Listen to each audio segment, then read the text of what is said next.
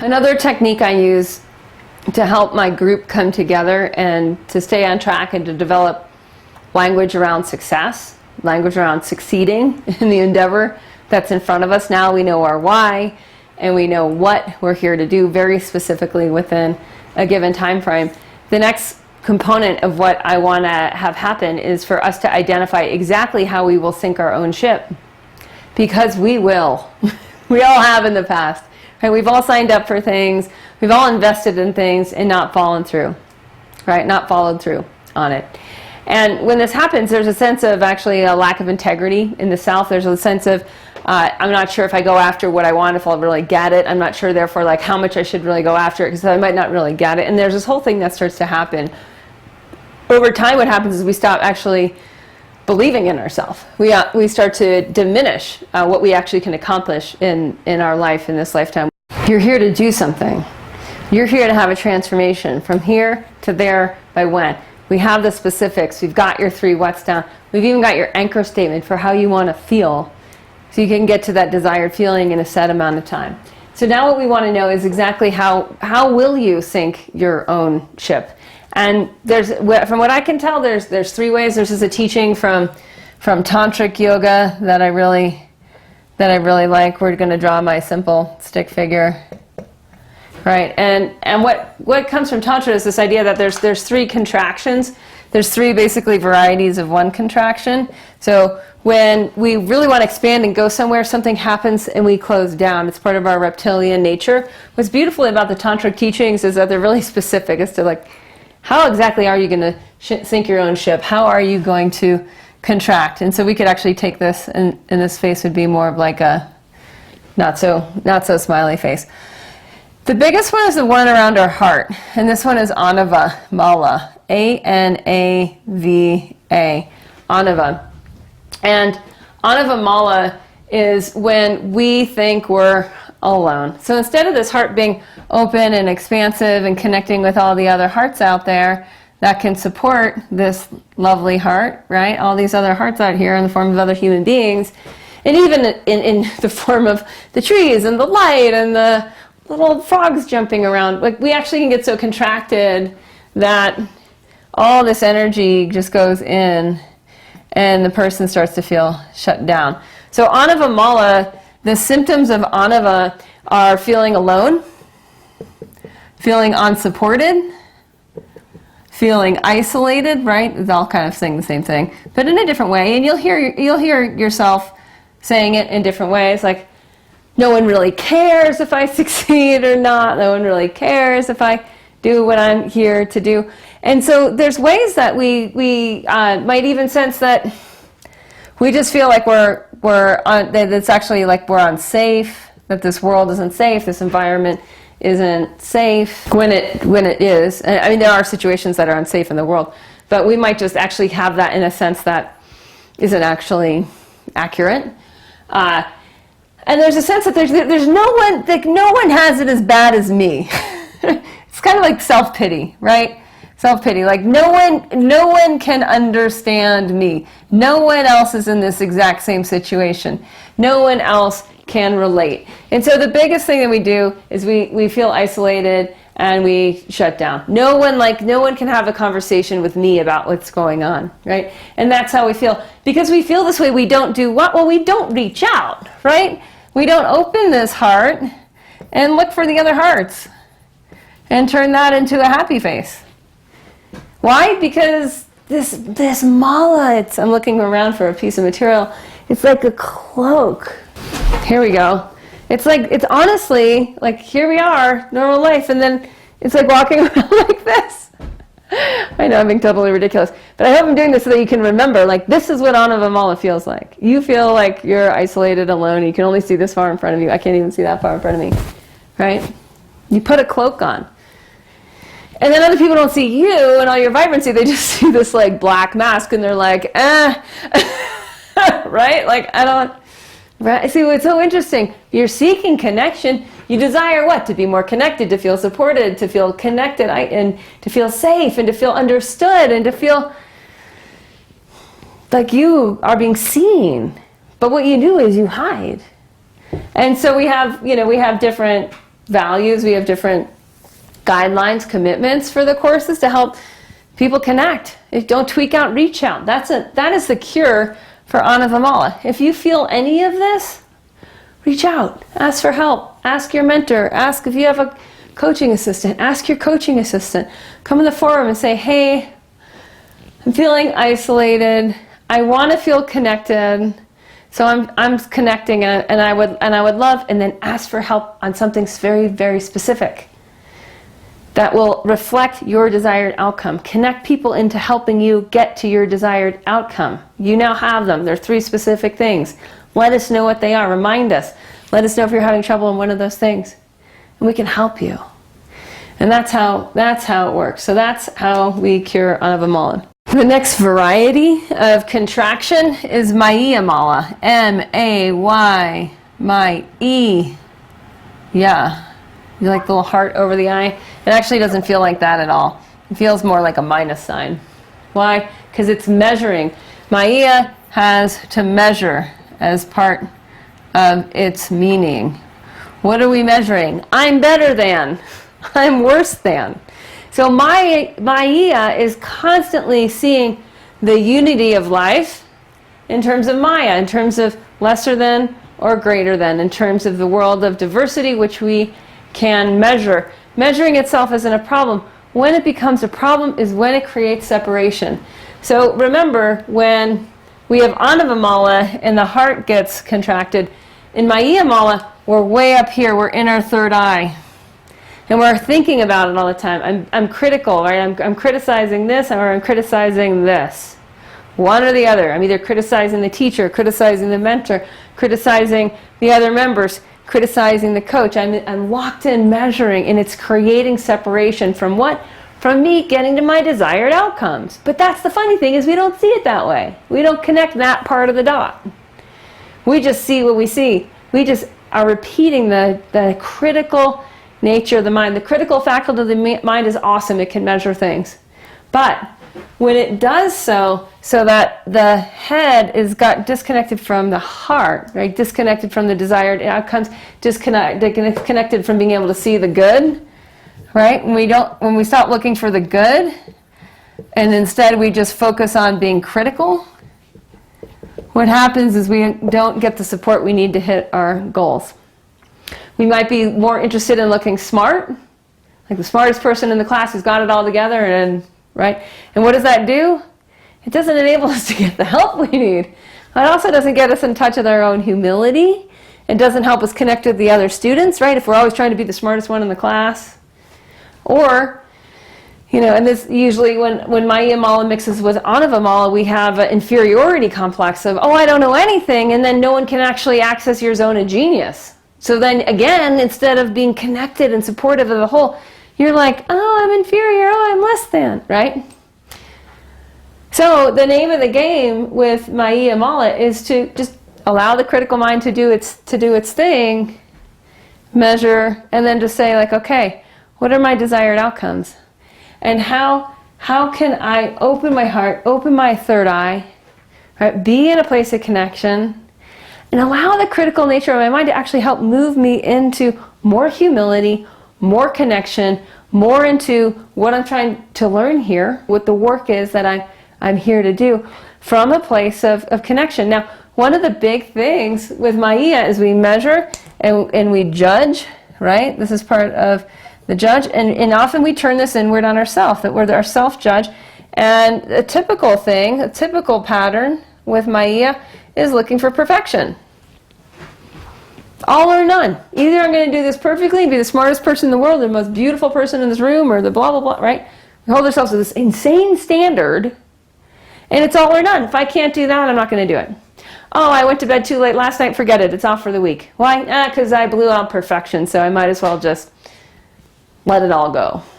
Right? This is impossible. And then you start hearing these things. This is impossible. Why? Because you aimed for perfection, and you missed. Well, by what degree? Use the measurement of the mind to notice, like, what degree? Oh, I missed by 3%. Okay, well, maybe I should adjust my goals this week for some measure of error so that I'm no longer triggered by my perfectionistic tendencies.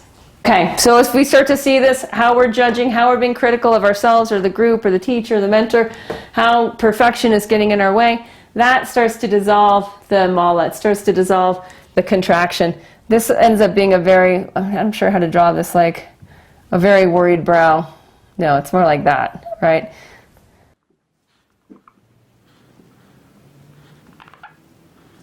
It ends up being a, I'm having trouble drawing this. It ends up being a very worried brow, and you get those wrinkles on the forehead. That's how you know when you're in Mayamala, is there's just all this concentrated energy. So what we want to do is relax. We want to be humble. We want to be kind to ourselves and say, like, okay, I'm really going to do the best I can, and what is reasonable this week? Like, what can I reasonably aim for? Maybe it's 4 out of 7 nights I do this. And that'll start to help. We also want to be more looking for connection with other people than judging other people.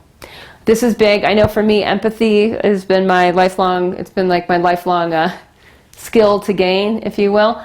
And the more I can just get into, like, what does it feel like to be in that person's shoes? So when you're on a coaching call, what is it like to be in that person's shoes?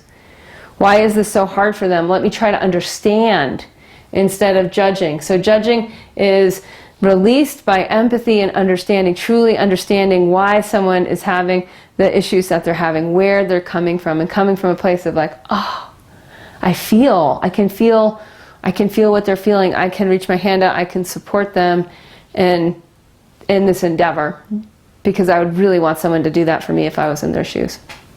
So I hope that helps.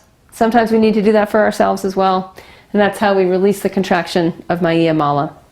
Okay, next up, Karmamala. Okay, next up, the third way that contraction happens, the third way that we self-sabotage our desired outcomes from actually occurring, is through Karmamala. Isn't it wonderful that someone figured out all the different ways that we contract and organized it in this nice chakra system? I think so, and I'm grateful to the tantrics of yore. We talked about Anava, the heart chakra, closed down. We talked about Mayamala, the third eye chakra, closed down. Now we're talking about Karmamala. It's the third chakra closed down, shut down, self-sabotage technique.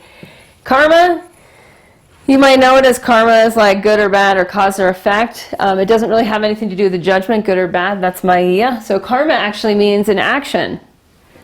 So what's Karmamala? Well, Karmamala is when we fail to take action. Maybe we take a lot of actions that just don't get us where we want to go. We fail to take the actions that'll actually get us to where we want to go. What does that look like in terms of a course? Well, it looks like, okay, this is interesting, right? This is third chakra. This is personal power center, right? This is insight up here, and this is heart connection. So personal power, like, what is that? Well, it rests on your root. It pulls from your desire, and it's how you start to express your desire in the world. So, like, it's cool. It's like it's the bottom of the diaphragm, and it's like where you're starting to source your personal power from. You have the ability to act. This is very much like a third chakra posture right now, right? This is a second. So third, like I can take action. For many people, what this is, that you just don't take action. You don't get organized to take the course, right? You don't actually take the steps it's going to take to get organized. You don't schedule in the course, when you're going to watch your webinars, when you're going to get on the live coaching calls. You get on the live coaching calls, and you don't raise your hand, right? You don't participate. Instead, you lurk in the background. You might not even get on Facebook. You might not pay any attention to the forum. So you don't interact, right? Act. And that is what this is all about. It's all about taking actions. There's reading assigned. You don't do the readings, right? You don't do your assignments. Sometimes they're scary. Sometimes they're different. Sometimes you're asked to do things you've never done before. You don't get help. You don't say, like, I'm struggling. Help. Tell me what action I need to take next to get to my desired outcome. And so what happens with this is often this will look like certain things like, oh, I'm a procrastinator. You might say, like, I'm a Luddite and procrastinator, right? The Luddites out there who are saying, like, oh my gosh, this technology, it's so hard. It's so hard to open a Facebook account. It's so hard to get into the online, watch the webinar on the internet. And there's actually, that's just a failure to act. Like, it's actually never been easier. It's never been easier to get connected and to learn a few things in terms of how to become part of a dynamic group community, right? But what's happening here is we're just not in our personal power, not in that place where we can choose to evolve.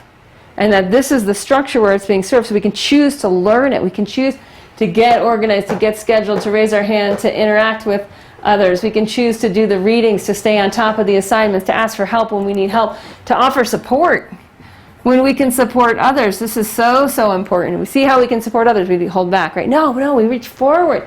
Why? Because that pulls us more into the group dynamic. Then we're actually more able to be supported by the group.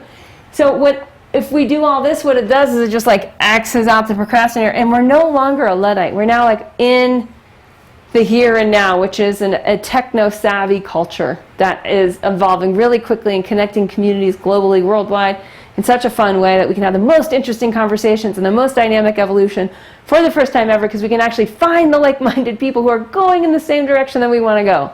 How exciting. When we do that, we've just X'd out Karmamala. Right? So again, that word mala, M-A-L-A. Right? And these are the ways that we contract. Heart, I'm alone. Third eye, I'm better than everyone else. Or measuring, or this is stupid, or that kind of stuff, judging. And failure to take action. So we reverse them by what? Opening our heart, reaching out instead of tweaking out, getting the help we need. And we start to just train ourselves to not feel so alone, but start to actually feel connected to other people. We train ourselves to not judge, but to actually be empathetic, to be having an ear towards what we have more in common than how we are different. And we take the actions we need, even if we've never taken them before, even if they're scary, even if we don't know how, we get the help we need. This is huge. I know for me, like, I was procrastinating on these videos because I was having lighting issues. All of a sudden I realized, like, I'm failing to act. I just need to call in experts. I called my friend Marlene. She's amazing with lighting. I said, hey, come, help, please, please. I don't know how to do this. So she comes and she helps. Now what? I ask for support. I feel more supported. I'm more able to support and help her when she needs it. And that's how it works. Once you know your particular flavor of self-sabotage, whether it's perfectionism, whether it's procrastination, whether it's just feeling shut down and alone and insecure and unworthy, right? Name it. Get clear on it. And then set up a strategy, like, what am I going to do when I feel these emotions? And let's get into that. Lastly, we'll wind this up. So, if your heart feels contracted, right? Fourth chakra, what do? You reach out. You get connected. If you're feeling the third eye chakra, right, and you feel totally judgmental, what do? Maybe you're judging yourself, right? You exhale, you relax, and you empathize, either with yourself or with others. You drop your judgment, right, and you enter the field of connectivity. Maya separates, and you need to enter again the field of connectivity. Okay, and it's really about not judging. All right, now we'll go to the third one, the power center. This is like the navel. There's your belly button. And what does it do? It procrastinates. What's the opposite? Take action. Do something. The smallest thing. Get on Facebook. Hey, I'm here. I didn't do the reading this week, but I'm going to read one page right now. I read it. It was amazing. This is what I learned. I mean, seriously, that's all it takes. It doesn't have to be a big thing, but just taking the action breaks down Karmamala. I hope that's helpful. Write down right now exactly how you contract. How do you self-sabotage? Write it in terms of the mala, or write it in terms of the words that make sense to you. And then write down exactly what you are going to do, what small action you are going to take when you notice that happening. For Anava, for the heart, it might just be reaching out on the forum, reaching out to your mentor or your coach. If it's third eye, it might be simply taking a moment to meditate and release our judgment. If it's failure to take action, if it's Karmamala, it might be simply just doing the reading, watching the next webinar. That's it. I hope this has been helpful.